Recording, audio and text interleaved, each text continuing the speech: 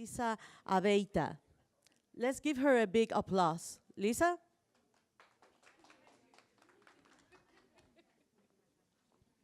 Thank you. Thank you, everyone. I actually had several people this morning ask me what it meant to wear your filter, and having raised children that were on the spectrum, it's kind of funny that it never occurred to me that other people didn't have those conversations of, are you wearing your filter before you leave the house? When my son used to leave for school, I would tell him, do you have your backpack? Do you have your jacket? Do you have your filter? And it was kind of this fun way of reminding him that he was going into an environment where he probably didn't know when he was not following the boundaries as much as they should. And so it was about being respectful. So to me, wearing a filter has nothing to do with being polite or delicate.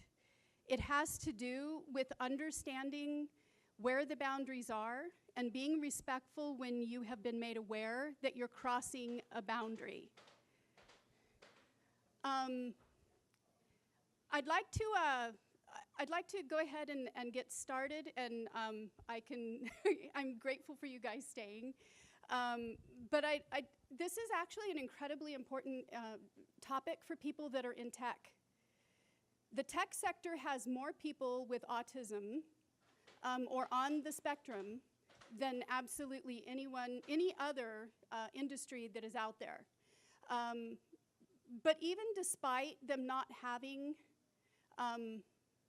the tech sector having more people, by the time someone is 25, over half of the people who have autism, they have never had a job. So this is an incredibly important thing. What do you need? Okay, I'd like to ask you guys something. She actually was helping me. How many of you got annoyed at her for banging at the chair while I was trying to talk and her messing up my flow?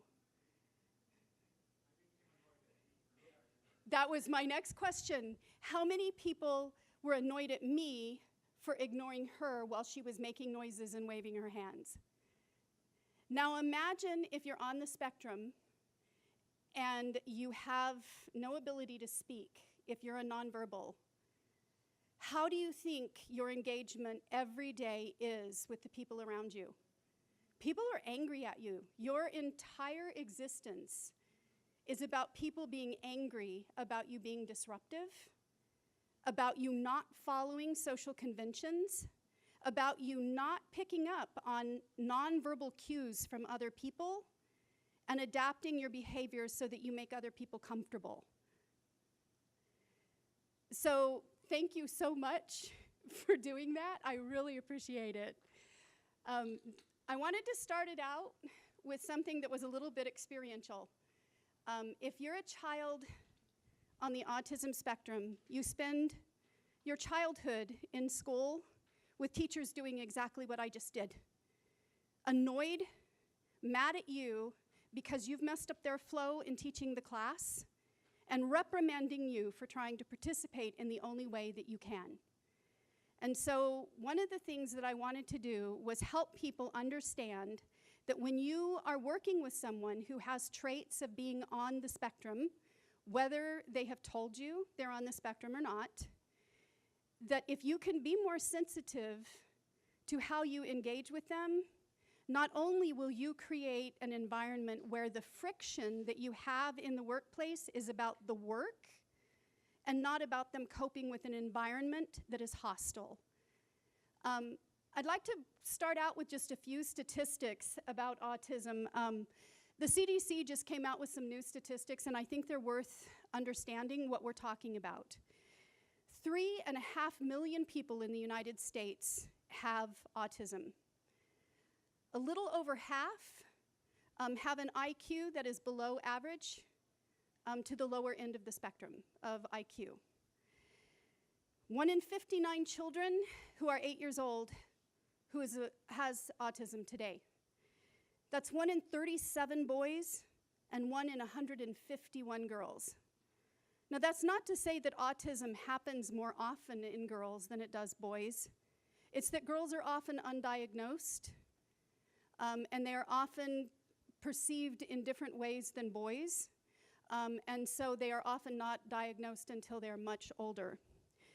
1 in 3 people with autism is nonverbal.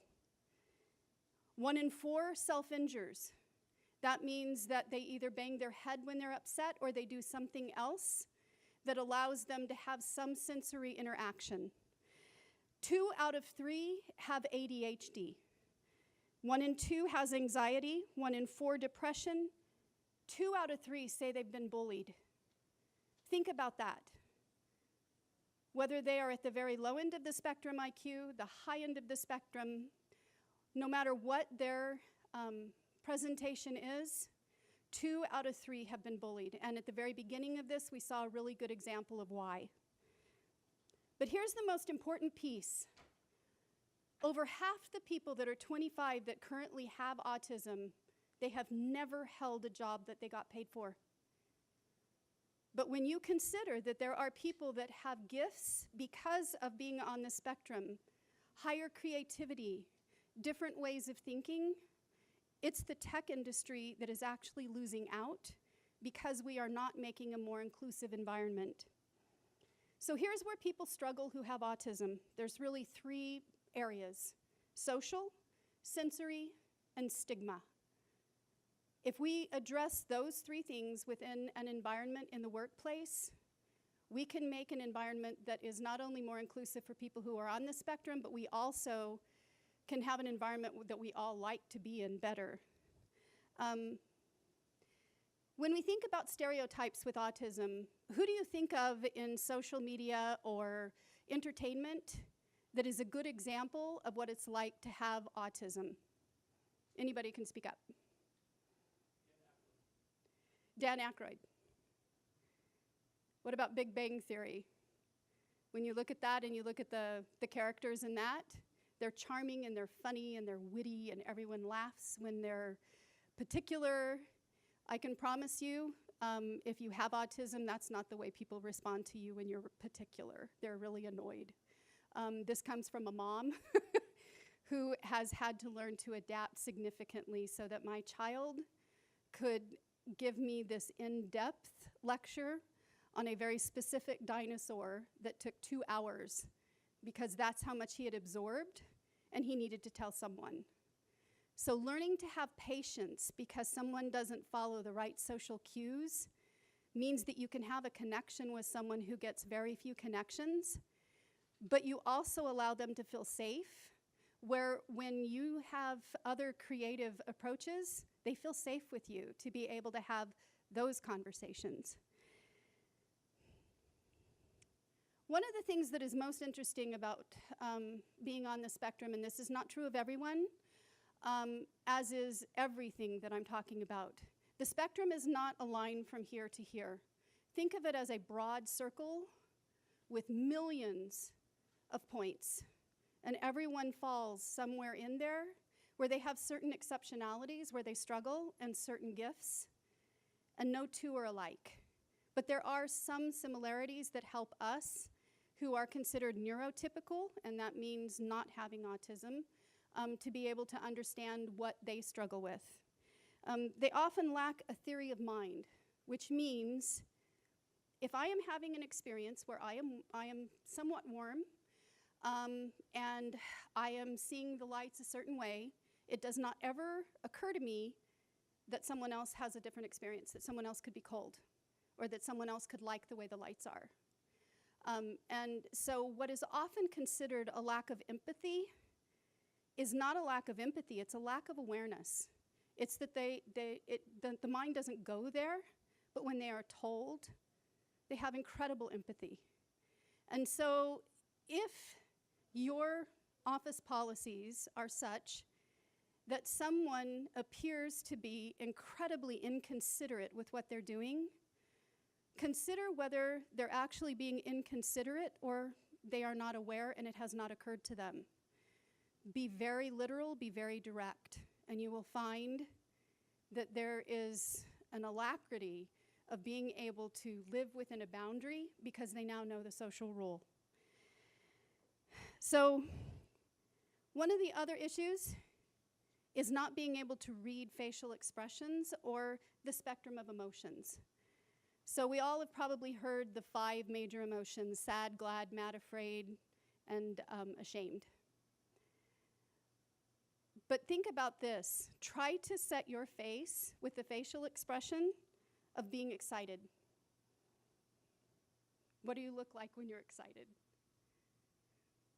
Your eyes get lit, your eyes are lit up, you're smiling, your mouth sometimes is open, you have your cheeks move back. But what about when you're furious? Your eyes are excited, they're sometimes shining, your mouth is open, your cheeks are pulled back. So when you're not reading someone else's facial expressions, how do you tell if the person is angry or excited when they are using facial expressions in a meeting to tell you to shut up? If you're talking about something that they have decided does not need to be covered and you are giving them facial cues to get them to stop and they don't, it could be because they cannot read the difference in what your face is saying. So as I said, be literal, be direct. One of the other things that I learned very early is that if you are at an 8 on any of those emotions of anger, sadness, and someone cuts you off in traffic, it can ruin your day because you don't have any capacity for coping. But if you just got back from a vacation and you're in a really good place and someone cuts you off in traffic, you feel sorry for them because they're driving so aggressively. You must be having a bad day. And so your capacity of where you are on the frustration scale changes how you perceive things that happen to you. Now consider if you have someone who is in a workplace who has had to cope with horrible noises on the way to work. They may have had to sit in a bus that had smells that made them uncomfortable. There was a roadblock, and so the standard trip that they normally took could not happen. And so the comfortable pace of where they knew they were going and what time they would get there is now gone. And they walk in, and the building is being painted, and so now there's even more smells, and they have bright lights so they can see the walls better. And so they're accosted with these lights, and they walk into an office, and you ask them a question about a report. Their coping skills are here. They've already dealt with so much barrage of sensory stimulation that they could not take, that the minute that they walk in, you're the first person that creates friction that they can't cope with. And so one of the things that I have learned as an employer of people who are in tech who exhibit characteristics of being on the spectrum is that when someone has hit that capacity where they cannot cope, being fair doesn't mean forcing them to live with the rules that everyone else does, that you don't get up and walk out of a meeting. Being fair means that you have created an environment where they are able to manage their emotions and remove themselves from a situation while their emotions are still under control. It doesn't mean they don't have to come back and deal with whatever the uncomfortable discussion was, but it means you are flexible enough in your policies that they are able to remove themselves to a place where they can get back where they are coping and capable of interacting with you on things that create discomfort for them. So when we think about a tech environment, one of the biggest things that there are now is open space offices. So imagine you are a developer, you're on the spectrum, and you're in a large open space area where you are working with 30 other people, and you put noise canceling headphones on so that you can at least have some privacy and quiet. but there's all this stimulation coming in constantly that is a barrage that affects their sensory coping. One of the things that I chose to do was to move from one location that had open offices to an office where everyone had their own space to move away. And what I found is that the friction went down, the tempers did not flare, and creativity and productivity went way up.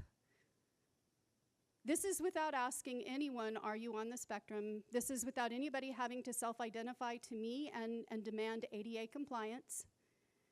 This is because I was looking at a situation and understanding that there is a higher capacity for someone having traits of being on the spectrum that are working in tech. The statistics show it, and so finding ways to provide those accommodations means it's better for everyone, whether they were on the spectrum or not. So what are some things that we can do in an office that actually make for a more calming environment for people who are on the spectrum that the rest of us also like? One is using calming colors with little spots of brightness, but the rest earth tone and calming, so that the colors are not an assault of sensory every time someone walks out of their office. Another is to have, I always joked and called it the meltdown room, because when people were absolutely angry and needed to yell or shout, there needed to be a place that no one else had to hear it, but where they were able to let that frustration out in a way that did not create a negative environment for other people. But if the environment that you're creating because of constraints of whatever means that you are in constant social interaction, create a space where people are allowed to escape. But also be flexible. Ask yourself why you have a certain rule. Why is it that everyone has to show up at a certain time for a meeting rather than send a report electronically? You'll find that a lot of times that people on the spectrum prefer to communicate digitally because they don't have to deal with the emotion and whether they actually interpreted things correctly. But they're able to share information and they're able to get it all out before you interrupt them. And so finding ways that you can be flexible in what you are requiring so that you get information as a manager can make the difference of someone loving their job or absolutely dreading Wednesdays because that's the day they have to go sit in a room with a bunch of people. And then their coping has to come back down, and you lose 2 or 3 days of them being productive and creative, which is what you want. One of the things that I actually learned to love about my son was that he saw the world differently. His mind made connections between things that no one else saw, but he saw as obvious. And he thrived at coming up with how something fit into something else in a different way, but only when he was happy. And so one of the things that you lose as an employer when your office space does not create an inclusive environment is you lose the gifts that you actually had access to that no one else could come up with. It doesn't mean that everyone on the spectrum has these savant abilities. That's not what I'm saying. But what I'm saying is that there is this capacity for making connections that are not obvious. And when we don't create a space for that, then we lose that gift. One of the other things that we can do is to make sure that the way we are designing our websites, our mobile apps, everything that we do to not only engage with each other, but also with our own employees, that they follow some rules that actually serve ADHD, autism, and some other disabilities as well. And that is to make everything very clear and concise. Use very clean lettering. Don't use more than 2 font types or sizes. Don't put words that are important to see on top of an image, because you just created a frustration for someone having to filter between the letters and the picture to get what they need. And so if you're designing digital tools, this is something that's good to know, and there are resources online that can teach you to do that. But we often spend all of our development money and time designing for our customer, and we forget about how we could design the tools that we use with each other to make sure that they're more inclusive and they're easier to use.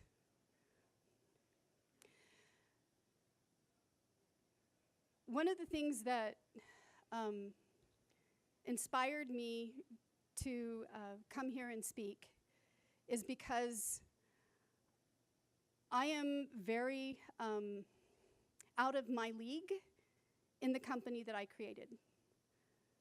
I went to school to be a special ed teacher, and then I became a stay-at-home mom for 15 years. I was a freelance writer because it was something I could do from home while I took care of a child that had some significant health issues when he was born, and I had 2 children in school. And from that background, I launched a tech company. So as you can imagine, no one thought I belonged there, but I also felt my own feelings of inadequacy. Every time I walked into a room, I didn't think I belonged there, and I felt like I had to prove I deserved to be there. And I'm very aware that anytime someone is facing coming into an environment where they don't feel like they fit, where they don't feel included, where they don't think that someone else has truly considered what their needs are, that's how they feel. They feel like an outsider. They feel inadequate. They feel like they're not valued. And it took me a long time to get to the point that I was perfectly fine with who I was and the fact that I did not have the same pieces of paper that everyone else did. I was able to raise venture capital, but it took me over 150 pitches because most venture capitalists thought that I was completely a bad bet. And in fact, when I launched my company, the journalists that I had written with before took bets to see how long it would take me to fail. Most of them are now working in other fields. I kind of won that bet. I started my company in 2009.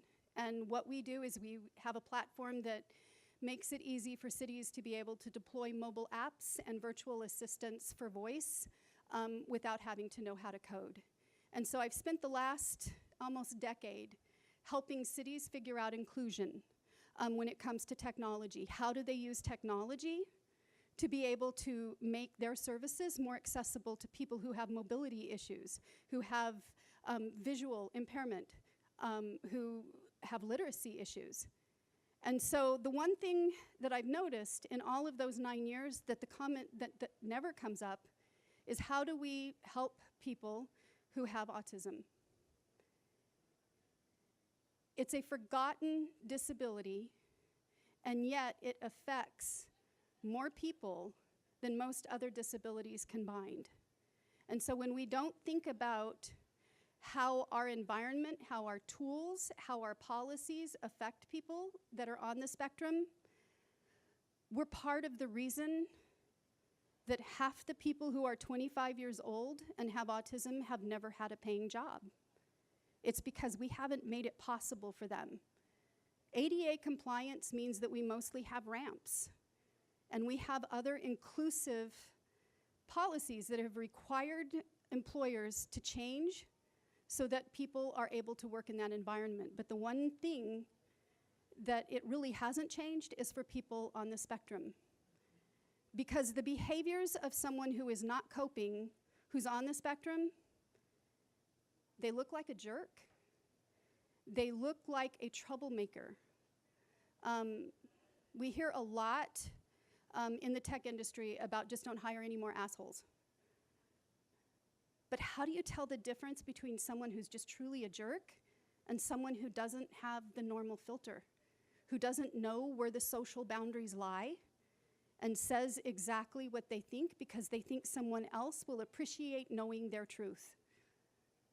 When we begin to look at how we engage with others differently, we're able to identify the difference between someone who is provocative, who is creating issues and not being willing to be coached, and someone who needs more assistance and more coaching and more direct instruction in order to be successful in their job. So I have 5 things that I came up with for myself that I'll share with you guys that to me are the foundation of what help people have a better environment. And the first is to be more literal and more specific. When my son was little, I used to ask him to go upstairs and get all of the dishes that he had carried up to his room and bring them back down to the kitchen. And 2 things happened. One time, he got a basket, and he put everything in the basket and carried it down. There was glass in there. How most of it didn't break, I have no idea. The other time, he put it in both arms, all the way through his arms, in his hands. I did not give him enough literal instructions for what I expected him to do to have that task be safe. And so I got in the habit of saying, go upstairs, go into your room, pick up 2 glasses, 1 in each hand, carry them down, put them in the sink. Then go back upstairs and do that again until they're all gone. Then start on the bowls. It seems ridiculous that you would have to tell someone that specific, but you know what happened? He was successful, and he did exactly what I asked, and he was happy, and I got what I needed, because I learned my being vague and polite, because I didn't want to look bossy, actually did not give someone else enough instructions to be successful. So if you're a manager, look at your policies. If you are giving someone assignments, look at your language. Are you being vague so that you don't look bossy or controlling?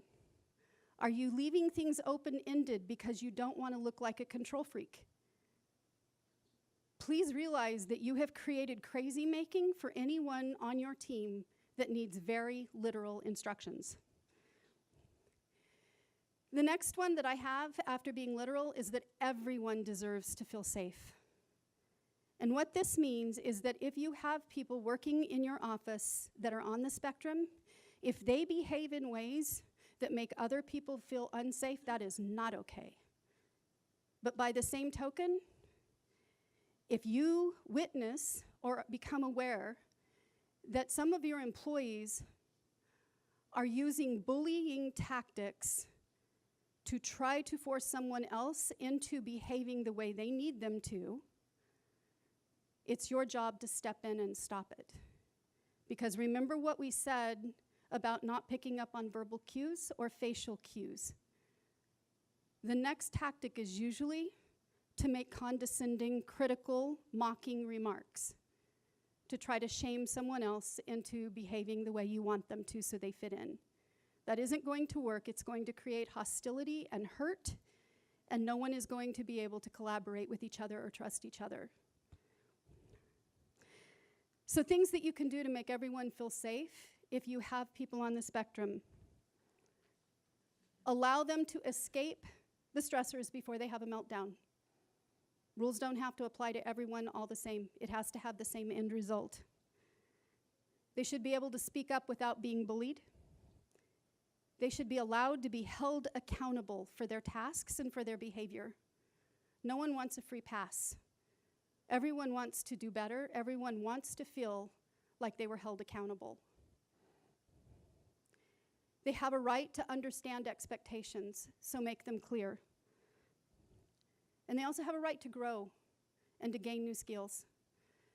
A lot of times when someone is hired on the spectrum, they're put behind the scenes where they don't talk to customers because you're worried that the filter or lack of is going to scare your customers off. But what you just did is you shut a door on them ever being able to do something where they actually get to talk to the person for the thing that they're creating.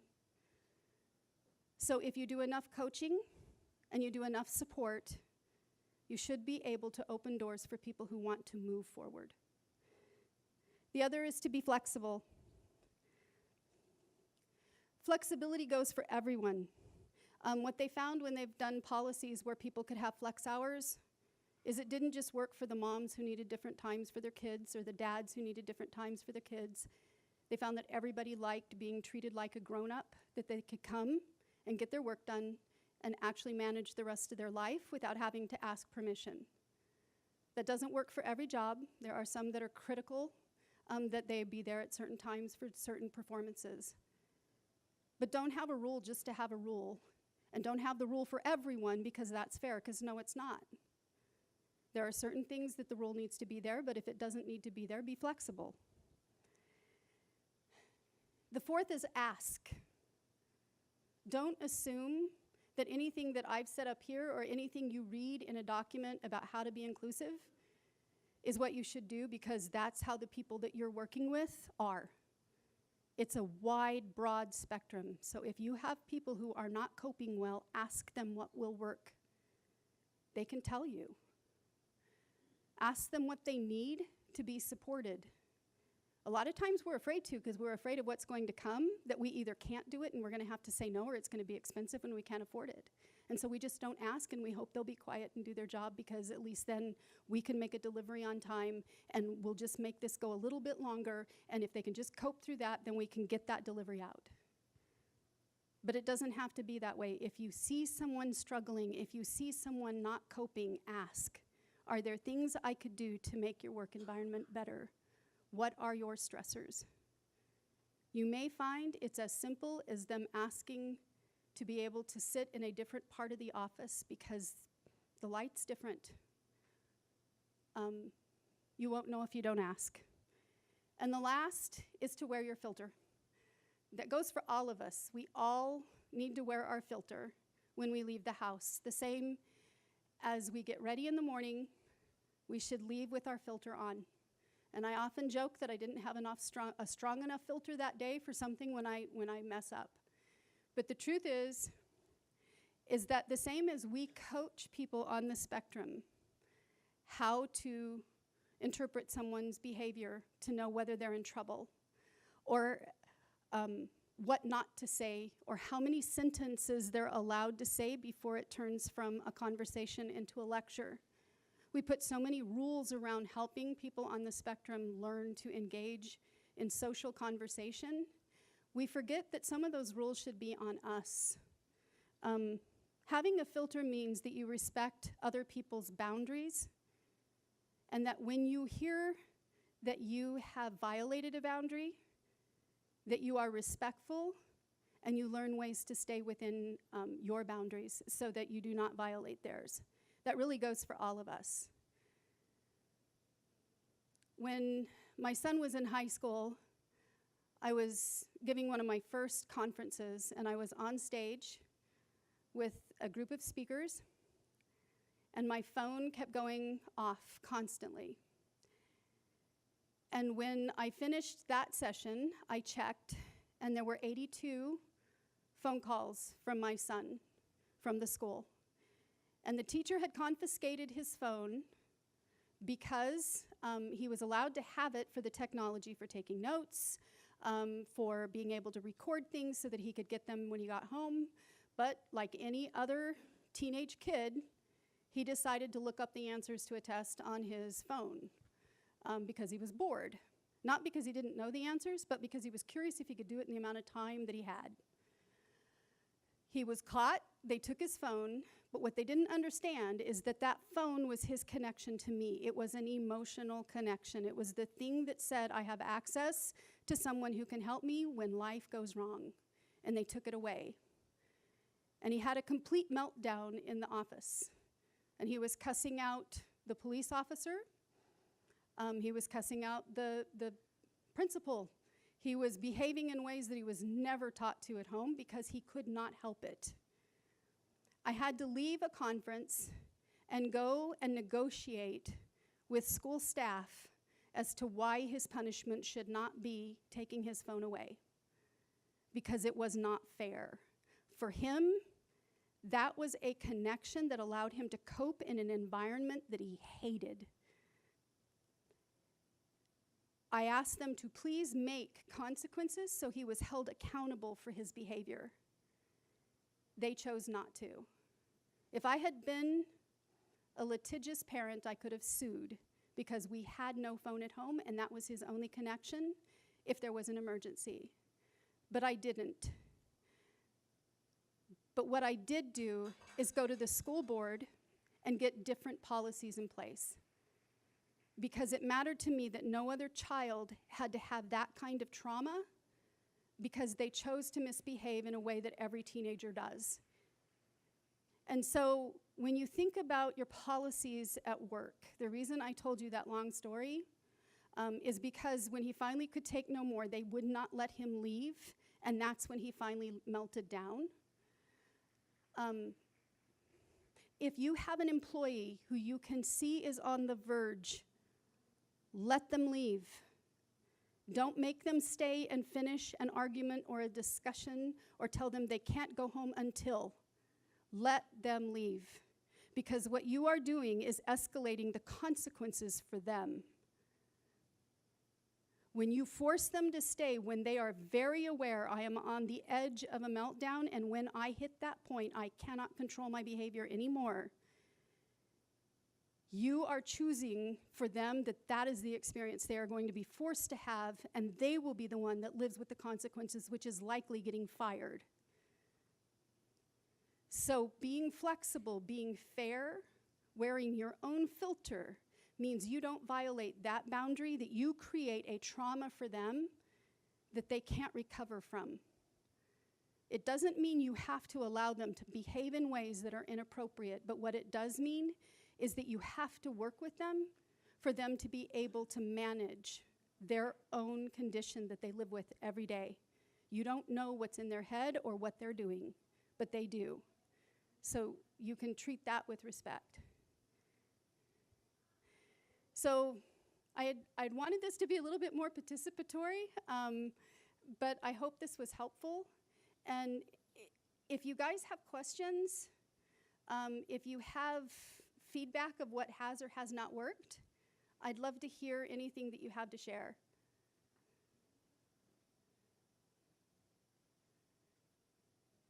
What brought you in here rather than out there? Yes.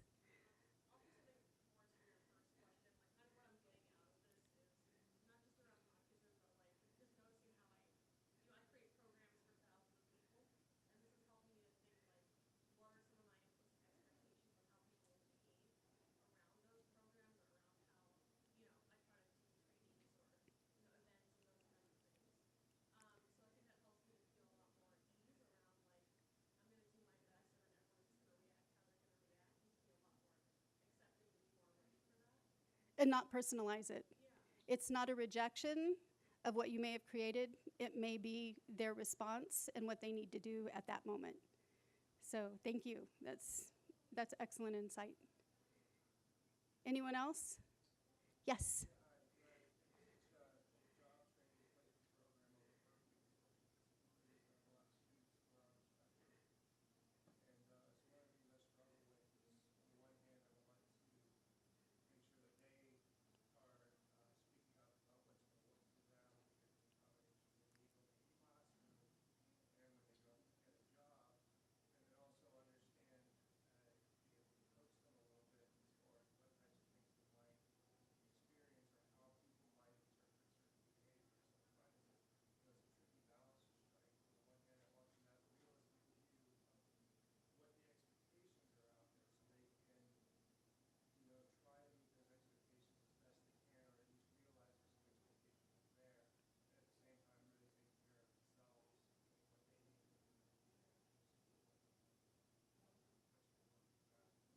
Do you encourage them to self-identify or not? Mm-hmm.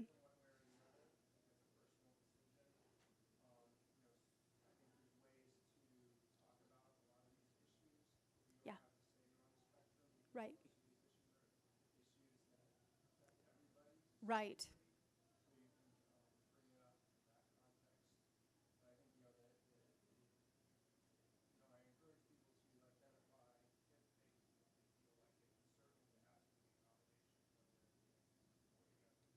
Yes. One of the things I found is that it can be stigmatizing to let your employer know, especially in an interview, that you're on the spectrum. And so a lot of folks prefer not to. And the only time it ever really comes up is if there's an issue with ADA compliance because something is happening where there's going to be a consequence where maybe they need protection. So don't assume that you know who you're working with is on the spectrum or not. Because if someone has excellent social skills, but they also have significant sensory issues, you'll miss that person. So just choosing to do things that allow for that flexibility will mean that you can create that inclusion without someone having to identify to you if they choose not to. Anyone else as to why you came to hear this talk, or what you would prefer to have heard, or that you still are left wondering? Yes.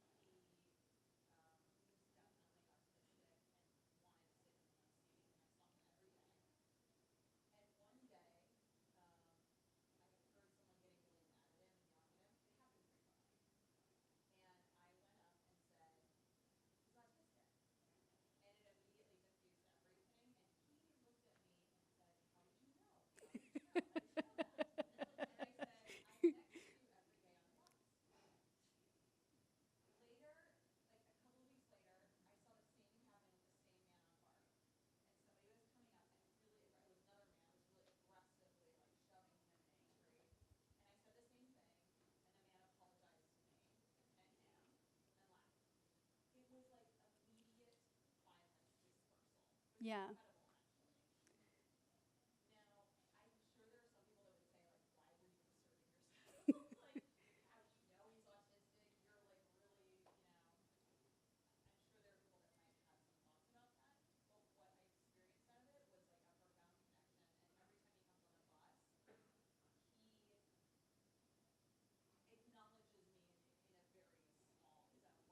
Yeah.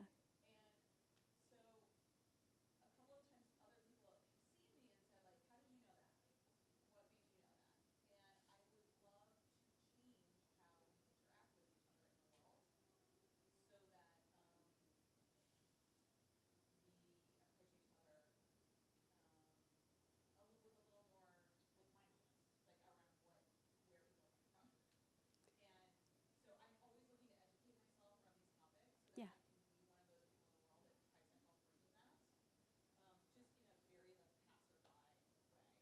Yeah.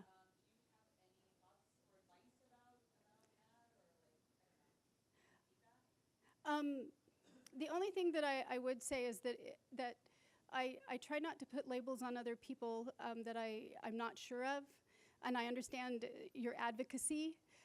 But one thing I might suggest is that you say, what would happen, how would you feel about this if you thought they were on the spectrum, or if you thought they had autism? Because you're not labeling that person, you're not forcing them to acknowledge it, but you're forcing someone else to assess their interaction and their negative responses, and if it would change. We tend to have empathy towards things that make us uncomfortable if we think there's a reason behind it.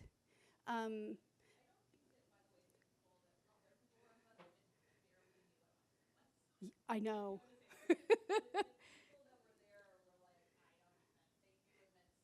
Yeah. Right.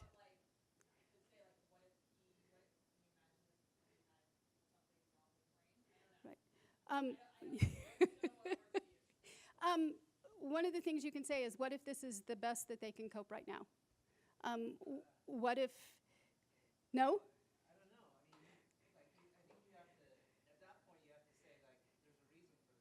Yes. Okay. Yes, that's very true. Yeah. You have to explain beyond that. Okay.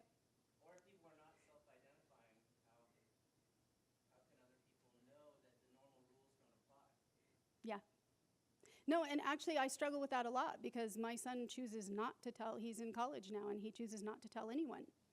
And I, as a mom, sit there and worry about, he's now in film, and he is just thriving, and he told me he's happy for the first time in school since he was in kindergarten. So he's found his tribe. But as a mom, I still worry that there are people there that don't know, that can advocate or protect him if something goes wrong. So I know exactly what you're saying, but I don't get to choose for him whether he identifies or not. I can't do that now. That's his choice as an adult. In school, I could. I was the mom. I could go in there and be the mother bear. But now as an adult, I can simply support him and coach him and have him talk me through things that he had trouble with and be there to help him get a sounding board. But you're right in that people don't tolerate things because we all are at capacity. So how, right, yeah.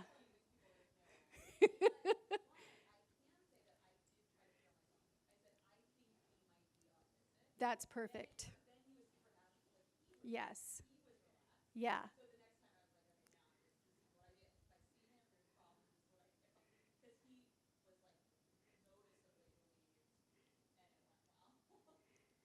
Well, thank you so much. Thank you for taking time to come and listen. I hope that you got something that was a good takeaway, that helped you think about things a little bit differently. And I hope that as you leave, you will become an ally and an advocate for being one of the people that goes out and explains what gifts we can have by making our environments more inclusive, and the kinds of creative people that we can actually give jobs for the first time with just a few changes. So thank you very much.